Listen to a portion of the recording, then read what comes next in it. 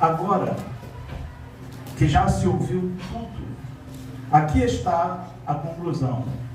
Tema a Deus e obedeça aos seus mandamentos, porque isso é o essencial para o homem, pois Deus trará a julgamento tudo o que foi feito, inclusive tudo o que está escondido, seja bom, seja mal.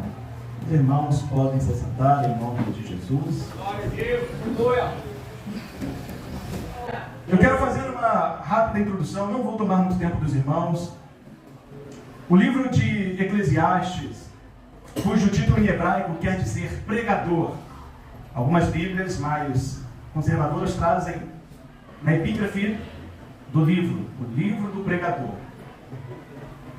E em grego foi traduzido por Eclesiastes, que é um derivativo da palavra eclesia, que quer dizer assembleia. Em outras palavras, este livro quer dizer um pregador que se reunia com a assembleia. Era um pregador de uma reunião, um pregador de uma congregação. Ele está entre os 5 livros de sabedoria ou sapiensais do Antigo Testamento. São eles Jó, Salmos, Provérbios, Eclesiastes e Cantares. São conhecidos como os livros poéticos. A opinião majoritária dos eruditos bíblicos diz que o seu autor é o próprio rei Salomão. Embora ele não se mencione, mas é de opinião majoritária entre os hebreus, os judeus, de que o seu autor é o rei Salomão, filho de Davi. E este livro é um pequeno diário de suas observações e reflexões sobre a vida debaixo do sol. O seu esboço pode ser resumido em, primeiro, a irrelevância dos esforços do homem na terra sem Deus. Então, por mais esforçado que você seja, por mais trabalhador que a senhora seja, sem Deus, tudo que você faz, tudo que você trabalha, tudo que você acumula se torna inútil e irrelevante. Segundo, a inutilidade de trabalhar para acumular riquezas com a finalidade de alcançar a felicidade.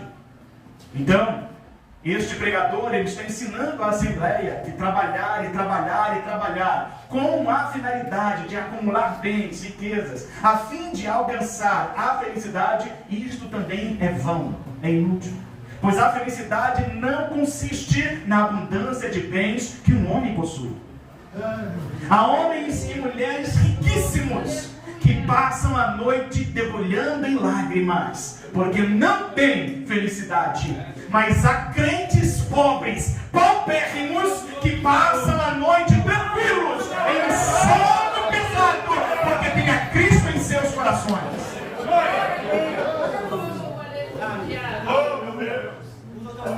A vida, em terceiro lugar, a vida deve ser desfrutada, apesar dos enigmas e incertezas, e a aparente falta de sentido da vida, como um presente de Deus. É certo que nós, enquanto vivemos, passamos por estes momentos em que as coisas não fazem sentido, momento em que nós não conseguimos interpretar bem as coisas. Por que isto sucedeu assim? Por que isto aconteceu comigo? Que mal eu fiz? Aonde eu errei? Onde eu falhei? Você faz um escrutínio da sua vida e não consegue perceber qual foi a causa, a razão para tal circunstância. Entretanto, a circunstância nos advém e a assolação nos pega. Ela nos arrebata. Ela nos assedia. Incertezas da vida. Aparente falta de sentido. Quantas vezes não nos pegamos assim? Achando que a nossa vida já não faz sentido. Que as coisas saíram completamente do rumo, da direção, do controle e nos vemos perdidos. Muitas vezes nos pegamos em meio a multidão de pessoas, multidão de falatórios, mas parece que estamos sós. Não estamos escutando nada e a ninguém. Contudo, devemos desfrutar da vida como um presente de Deus. Em quarto lugar, nós temos a certeza e a velocidade da velhice e da morte. A certeza e a velocidade da velhice e da morte. Salomão observa isso. A vida corre velozmente. É como um vapor, uma neblina que sobe da terra e logo se dissipa. O calor do dia faz ela desaparecer. Conversava com meu sogro ainda esses dias, e eu completei 40 anos agora, na semana passada, a minha esposa também, né? Não completou 40 anos, completou 29. Cadê essa? Ela completou 29 e eu 40 ainda. Estou na metade da ponte. E o meu sogro disse: ah, meu filho, eu tenho o dobro mais um bocado.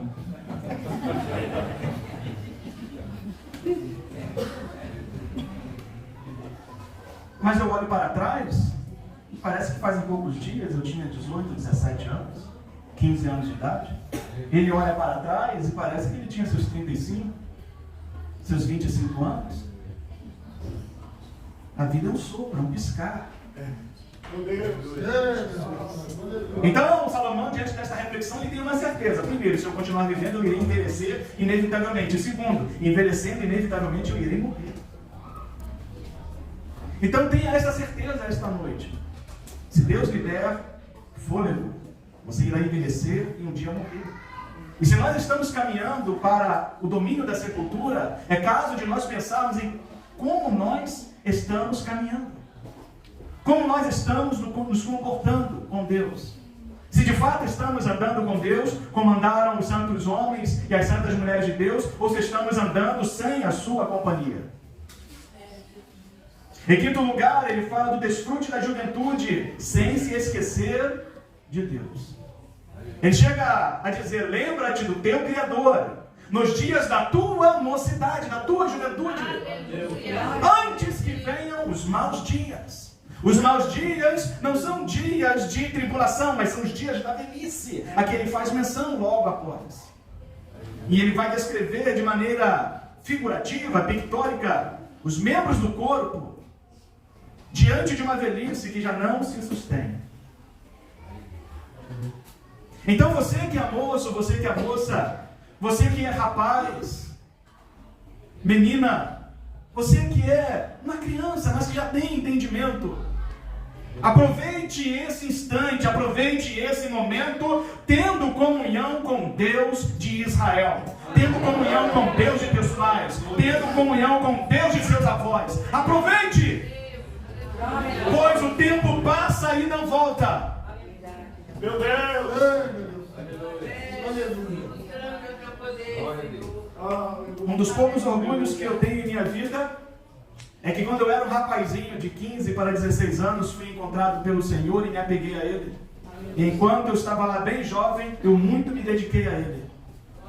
Fazendo trabalhos de evangelização, pregando em ruas, praças, trens, plataformas das estações de trem. Ia com os amigos, com os colegas que nós íamos construindo durante a caminhada, as favelas, as vigílias, aos cárceres, aos hospitais. De tudo eu fiz um pouquinho, e de cada pouquinho eu extraí uma experiência com Deus. Tenha esse orgulho, tenha essa experiência, você que ainda tem este tempo, para que quando você chegar lá na frente, você tenha uma história para contar para alguém de como você foi usado por Deus. Em sexto e último lugar, esse é o esboço. Ele fala da confiança, da obediência e reverência a Deus, que é onde nós encerramos o capítulo. Confiança, obediência e reverência, dever e temor. A minha consideração final sobre o livro é que, embora muitos teólogos o considerem o livro mais pessimista do Antigo Testamento, pois se você for ler Eclesiastes, você fica um pouco confuso. Tudo é vaidade, tudo é inútil, tudo é vão. Embora ele possa parecer ser o mais pessimista, ao fim, ele nos faz saber para o que vivemos e qual é a nossa esperança. Diante disto, eu lhe pergunto, esta noite, para o que você está vivendo? Para quem você está vivendo? Você está fazendo a sua vida valer a pena? A primeira parte desta mensagem, que se dividirá apenas em duas, eu quero lhe fazer entender as coisas pelas quais vale a pena viver, que até os descrentes entendem e fazem. Nós estamos em um momento da história em que Satanás tem nos atacado de forma feroz, agressiva. Não na nossa pele, nos nossos ossos, como ele atacou Jó, mas na nossa mente. A doença que mais afeta a humanidade hoje é aqui. Doença conhecida como depressão, que desencadeia vários outros tipos de problemas. Crise de ansiedade, síndromes das mais diversas, do pânico. Há irmãos e irmãs nossos que estão na igreja, são crentes em Jesus, mas estão trancados há muitos dias dentro de casa, sem comer, sem beber, sem vontade de se levantar da cama, sem tomar um banho, sem lavar o rosto. Há muitos homens e mulheres que estão na igreja, rapazes e moças, que estão desmotivados, desanimados, tristes sobremaneira, desejando até mesmo morrer. Porque não enxergam mais um sentido para viver. Eles não fazem valer a pena. Mas eu quero lhe mostrar algumas razões naturais, comuns, que até os descrentes entendem e fazem, para que possa mexer com você esta noite. A primeira delas está em Eclesiastes capítulo 2, versículo 24.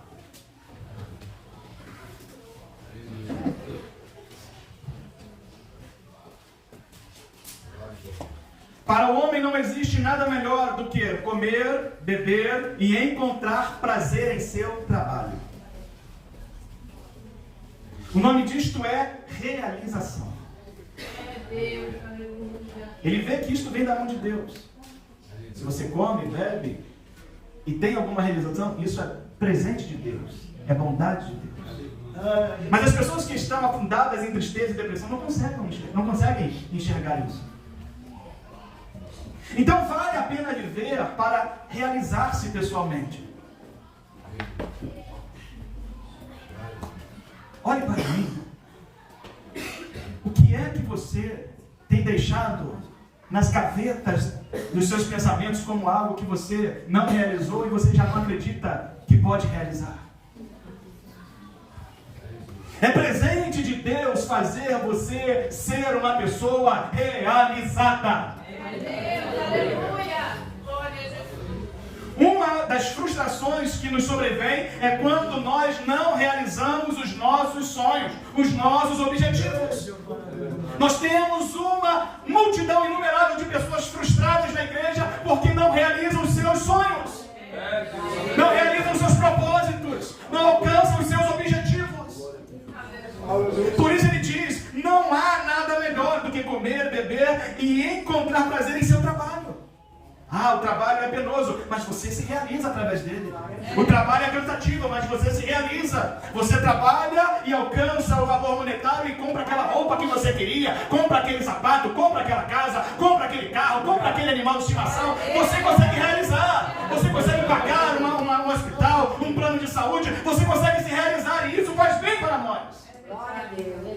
Mas o diabo quer tirar isso de mim, de você. O diabo quer tirar de nós este sentimento de realização. Mas quando nós comparamos, tem muitos ímpios que são mais determinados do que nós crentes. Nós paramos diante de qualquer frustração, diante de qualquer obstáculo, qualquer barreira. Mas quando olhamos para os descrentes, há descrentes que não têm nenhuma comunhão com Deus, mas não desistem. Glória a Deus, aleluia. Coisas pelas quais vale a pena viver. Eclesiastes capítulo 3, versículo 12 e 13. Descobri que não há nada melhor para o homem do que ser feliz e praticar o bem enquanto vive. Descobri também que poder comer, beber e ser recompensado pelo seu trabalho é um presente de Deus. Aleluia. Ele está refletindo, ele está examinando, ele está comparando. fazer o bem. Porque você está se entregando a este sentimento de tristeza, de inutilidade que não vem de Deus. Porque você acha que não serve mais para as coisas de Deus ou para qualquer outra coisa boa. Você foi feito à imagem e semelhança do Altíssimo. Você foi feito para as boas obras. Você foi feito para fazer o bem e ser feliz.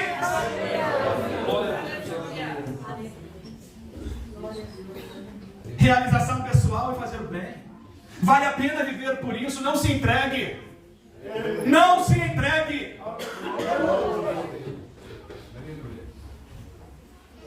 Eclesiastes capítulo 4, versículo 9.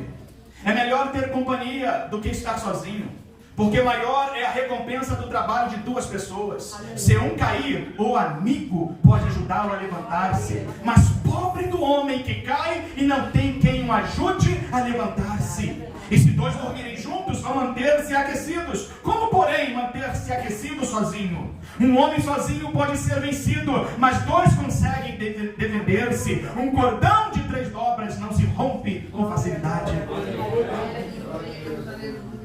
Em Provérbios 17 diz: em todo tempo ama o amigo e na angústia nasce o irmão. Amém, Jesus. Glória a Deus. A minha Bíblia diz que neste momento de adversidade, a pessoa se mostra, meu irmão, aparece como irmão. Vale a pena viver por uma amizade. Você acha que você não tem mais nenhuma utilidade? Não, você tem. Você pode ser amigo de alguém. Você pode ser amiga de alguém. O seu ombro pode amparar alguém. As suas palavras podem consolar alguém. As suas palavras podem encorajar alguém, animar alguém. Soldados de Cristo, você pode viver para ser um amigo.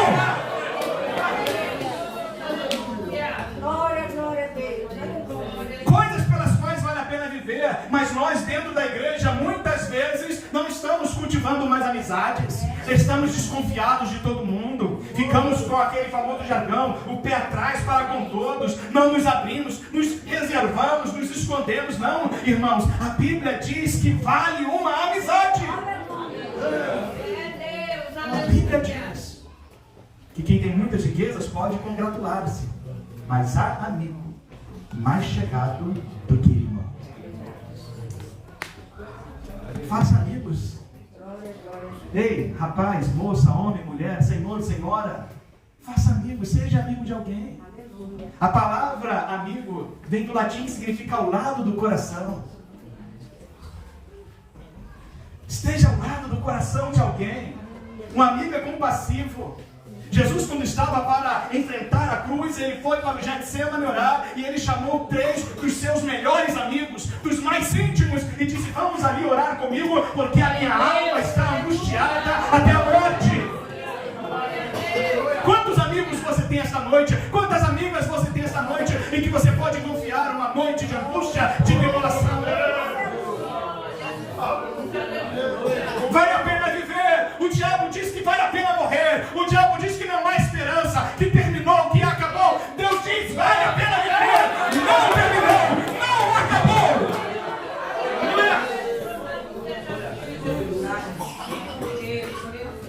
Eclesiastes 3:1 diz: para tudo há uma ocasião certa, há um tempo certo para cada propósito. Vale a pena viver o propósito debaixo do céu. Qual é o seu propósito de vida? Qual é o seu propósito aqui na igreja? Qual é?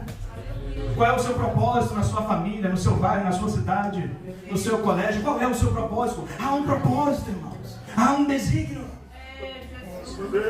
Há um sentido para você. Você não está aqui ao acaso. Não somos obra do acaso. Somos obra de uma inteligência e sabedoria divina. Fomos planejados. O Salmo 139 diz que os olhos de Deus nos viram ainda informe. Nós fomos planejados. Até os nossos dias foram escritos no seu livro.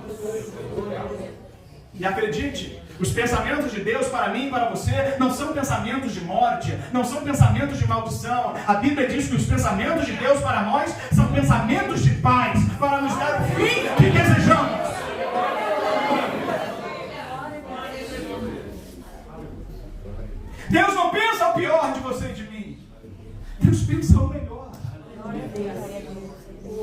Meu Deus. As pessoas podem desacreditar, esconjurar, desfazer, humilhar, mas Deus não. Deus diz que você é um campeão, você é uma campeã, você é o melhor dele.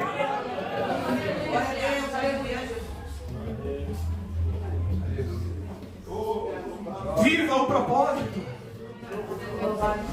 Eu sei que para viver o propósito você precisa suportar o processo. Para nós obtermos algumas ferramentas feitas de metais,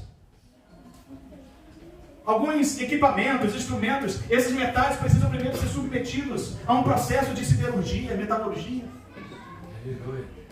Então aquele minério extraído da rocha é submetido a altas temperaturas. É derretido, esfriado, derretido, esfriado, derretido, esfriado, para retirar dele as impurezas. Até que então ele esteja pronto, perfeito, sem qualquer impureza, e ele possa ser ali formatado, moldado. Assim também sucede nas nossas vidas. Somos metais brutos, retirados deste mundo de minério, de sujeira, contaminado, e somos submetidos a vários processos, a várias provações, a várias privações. Mas essas lutas, essas adversidades não são para lhe matar, não são para lhe destruir, são para purificar você, é para lhe colocar no lugar que Deus quer, é para lhe moldar e lhe fazer a ferramenta preparada que Deus vai usar.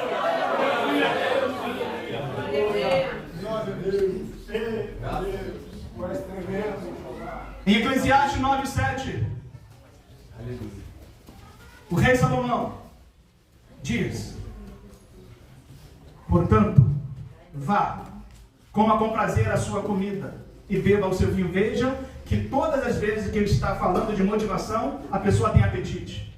Mas todas as vezes que estamos em tristeza, depressão, a primeira coisa que nos falta é o apetite. Vá, coma e beba. Aleluia. Beba o seu vinho de coração alegre, pois Deus já se agradou do que você faz. Pergunte para o irmão que está ao seu lado: Deus está feliz com o que você faz?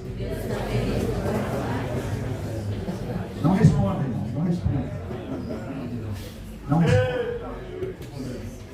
Será que Deus está feliz com o que nós estamos fazendo? Como estamos vivendo?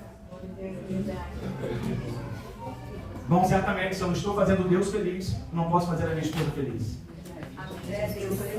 Se eu não estou fazendo Deus feliz, eu não posso fazer ninguém mais feliz. Porque Deus, como diz o meu sogro, é o alvo da minha fé. É a minha única esperança. E sem Ele, eu nada posso fazer.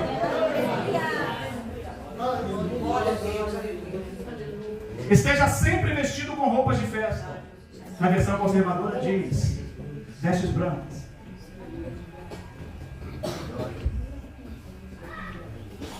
E unja sempre a sua cabeça com óleo.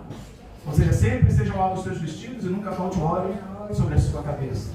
Eu sei que muitas vezes nós aplicamos este texto aqui apenas a questão da unção, de estar preparado para o arrebatamento, mas aqui tem outro sentido. O sentido aqui é este que está literalmente aqui explicado. Esteja vestido sempre com roupa de festa. A roupa de festa mostra aquilo que está aqui dentro. Os hipócritas, nos dias de Jesus, quando iam jejuar, desfiguravam seus rostos, embora o seu interior não parecesse com o que estava nos seus rostos. Deus não quer que nós sejamos hipócritas, Deus quer que nós sejamos verdadeiros. Mas Deus não quer que você ande de luto. Deus não quer que você ande maltrapilha. Deus não quer que você ande, sabe, com roupas, com andrajos, com farrapos. Não, Deus quer que você ande com roupa de festa. No livro do profeta Isaías, capítulo 61, ele diz que o Senhor tira a nossa roupa de luto e nos dá veste de louvor. Ele tira o espírito angustiado e nos dá espírito de alegria.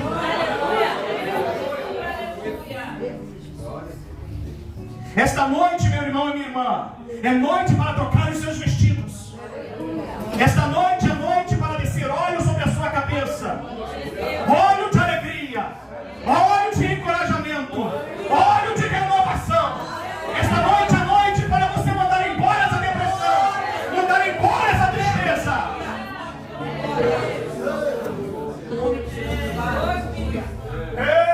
Desfrute a vida com a mulher a quem você ama. Todos os dias desta vida sem sentido que Deus dá a você debaixo do sol, todos os seus dias sem sentido. Pois essa é a sua recompensa na vida pelo seu árduo trabalho debaixo do sol. O que as suas mãos tiverem que fazer, que o façam com toda a sua força. Pois na sepultura para onde você vai não há atividade, nem planejamento, não há conhecimento e nem sabedoria. Motivos pelos quais vale a pena viver: seu casamento, Amém. Sua família. Vale a pena viver pela sua esposa, pelo seu esposo. Vale a pena viver pelos seus filhos, como a Bíblia diz: criai os filhos na admoestação do Senhor, no conselho do Senhor, na presença do Senhor, no caminho do Senhor. Vale a pena viver pelo seu casamento. É bem verdade que há alguns relacionamentos que se tornam irreconciliáveis, porque uma das partes não quer. Então devemos deixar o rio seguir o curso. Mas enquanto estiver em nós a palavra de Deus, o que pudermos fazer para salvar, devemos envidar os nossos esforços. E quando não há mais possibilidade, então deixamos seguir o curso. Porque Deus já viu as nossas obras e se agradou delas. Aleluia, Jesus. Glória a Deus. Não desista do seu casamento, não desista do seu matrimônio.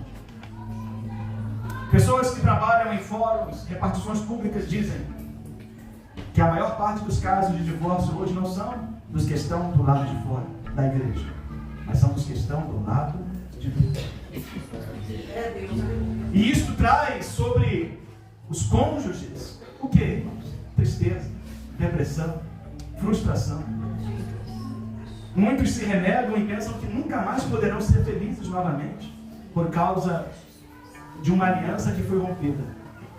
Mas eu quero lhe dizer nesta noite que há esperança para a árvore cortada. Os troncos morreram lá no pó. A raiz envelheceu. Há esperança para esta árvore ao cheiro das árvores. E nem ao regar delas. É ao cheiro. Quanto mais para ti esta noite. Há esperança para você. Você pode ser feliz novamente.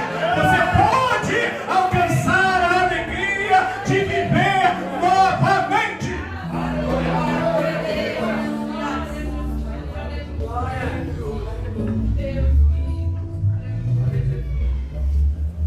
Segunda parte da mensagem, estamos caminhando para o final.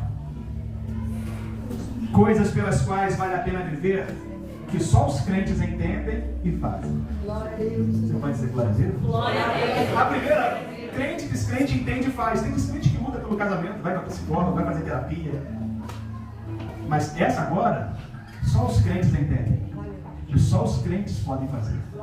E se tem alguém aqui esta noite que ainda não é crente em Jesus, no sentido lato da palavra, crente em Jesus que observa a sua palavra, que o segue de perto, que o ama de todo o coração, que entrega-lhe a vida completamente, sem reservas, você pode se tornar um hoje.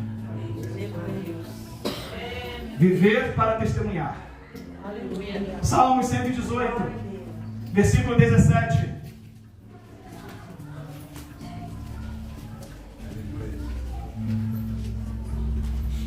Não morrerei, mas vivo ficarei, para anunciar os feitos do Senhor. Na versão que está ali na tela, permanecerei para proclamar as obras do Senhor. Na versão corrigida, para testemunhar. Vale a pena viver para dar testemunho de Deus, testemunho das suas obras. Quando o povo de Israel voltava do cativeiro, diziam grandes coisas, grandes coisas, grandes coisas, grandes coisas, grandes coisas, grandes coisas, fez o Senhor a estes, fez o Senhor a estes, e por isso estamos alegres. Grandes coisas fez o Senhor por nós, fez o Senhor por ti, fez o Senhor por mim, e por isso estou alegre, estou alegre. Estou alegre. Quantos estão alegres nesta noite? Quantos estão alegres?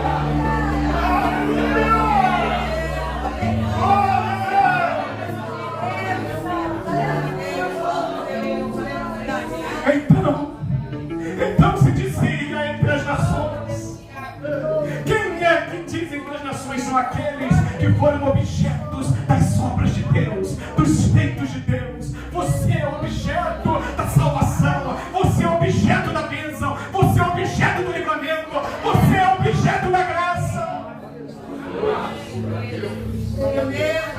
Aleluia.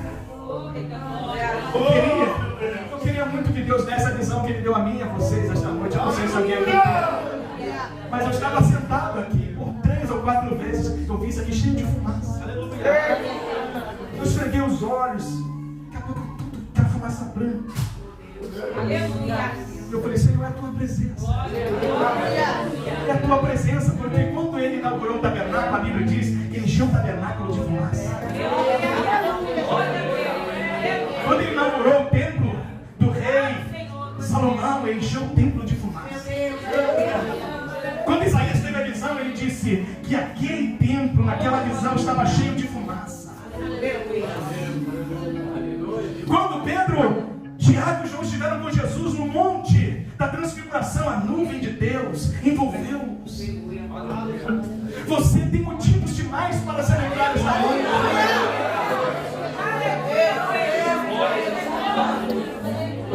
Você tem motivos para testemunhar. Ah, pastor, você não sabe como está minha vida. Não sei, é verdade. Deus sabe. Mas se você parar e pensar e começar a contar quantos livramentos, quantas vitórias, quantos milagres, quantos escapes na sua vida, na vida do seu filho, na sua vida, do seu marido, do seu pai, da sua mãe, você vai ter motivos para testemunhar.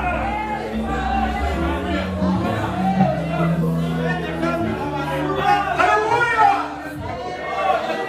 Coisas pelas quais vale a pena viver, que só os crentes entendem e fazem. Viver na palavra.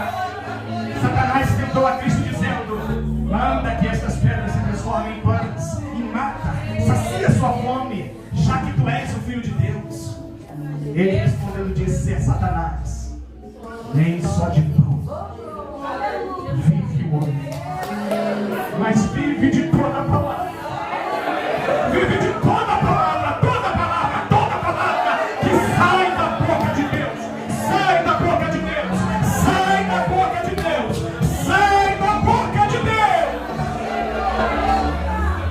Aqui está a boca de Deus. Aqui está a boca de Deus. Aqui está a boca de Deus. Quer orientação? Vai para a Bíblia. Quer direção? Vai para a Bíblia. Quer revelação? É Bíblia. Quer cura? É Bíblia. Quer amor? É Bíblia. Quer batismo? É Bíblia. O que você quer? Aqui tem. Aqui tem. Aqui tem. É da palavra. Eu vivo da palavra. O Filho viveu pela palavra. A igreja vive pela palavra. O ministério vive pela palavra. Os músicos da palavra. Você vai sair daqui hoje vivendo pela palavra. Coisas que somente os crentes entendem e fazem, que faz valer a pena viver para ver a promessa. No Evangelho de Lucas, no capítulo 2, aleluia, a presença de Deus está forte neste lugar. No versículo 25 está escrito a respeito de um homem chamado Simeão. E assim diz a palavra do Senhor: havia em Jerusalém um homem chamado Simeão, que era justo e piedoso, e que esperava a consolação de Israel, e o Espírito Santo estava sobre ele. Fora-lhe revelado pelo Espírito Santo que ele não morreria antes de ver o Cristo do Senhor. Movido pelo Espírito, ele foi ao templo. Quando os pais trouxeram ao menino, Jesus, para lhe fazer o que requeria o costume da lei, Simeão o tomou nos braços e louvou a Deus, dizendo: ó soberano, como prometeste, agora podes despedir em paz o teu servo, pois os meus olhos já viram a tua salvação, que preparaste à vista de todos os povos, luz para a revelação aos gentios e para a glória de Israel, teu povo. Ei, Simeão de Deus, diga para o teu irmão aí aí para a tua irmã aí essa noite. Você não vai morrer sem ver a promessa de Deus. Você não vai morrer sem ver a promessa de Deus. Você não vai morrer sem ver a promessa de Deus se cumprir na sua vida. Oh, glória. Ah, mas depois que a promessa se cumprir, pode me levar em paz, Senhor. A promessa se cumprindo pode me levar em paz. Ele estava debaixo de uma promessa. Tu não vai morrer até que tu veja a promessa. Penúltimo lugar, viver para Cristo. Gálatas capítulo 2, versículo 20. Palavras do apóstolo Paulo. O apóstolo Paulo, escrevendo aos Gálatas, disse as seguintes palavras: fui crucificado com Cristo. Assim, já não sou eu quem vive, mas Cristo vive em mim. A vida que agora vivo no corpo, vivo-a pela fé no Filho de Deus, que me amou e se entregou por mim. Ah, pastor, eu não sabia, mas agora você sabe, porque a palavra revela, a palavra fala, a palavra toca, a palavra comove, a palavra convence. Viva por Cristo, viva para Cristo. Por que esse desejo de morrer? Por que esse desejo de eu quero acabar com tudo? Eu não quero ficar mais aqui, eu quero ir embora. Por quê? Viva para Cristo. Isso é coisa que só o crente entende. Isso é coisa que só o crente faz. O mundo não. O mundo não vive para Cristo, não. O mundo vive para satisfazer os seus próprios prazeres, os seus próprios desejos. Nós vivemos para satisfazer os prazeres de Deus, o desejo de Deus. Viva para Deus. Viva para a eternidade. E finalizando, Hebreus capítulo 10, versículo 35. Por isso, não abram mão da confiança que vocês têm. Ela será ricamente compensada. Vocês precisam perseverar, de modo que quando tiverem feito a vontade de Deus, recebam o que Ele prometeu. Pois em breve, muito em breve, aquele que vem virá e não demorará. Mas o meu justo viverá pela fé, e se retroceder, não me agradarei dele. Nós, porém, não somos dos que retrocedem e são destruídos, mas dos que creem e são salvos. Vai uma palavra para você aqui. Viva pela fé, ande pela fé, ore pela fé, cante pela fé, pregue pela fé, ame pela fé, perdoe pela fé, faça tudo pela fé, porque o que não é de fé é pecado. Mas nós somos da fé, somos o povo da fé. Soldados, vivam pela fé. Igreja, viva pela fé. E esta é a fé, ou esta é a vitória que vence o mundo. Esta é a vitória que vence a depressão. Esta é a vitória que vence a crise de ansiedade. Esta é a vitória que vence a síndrome do pânico.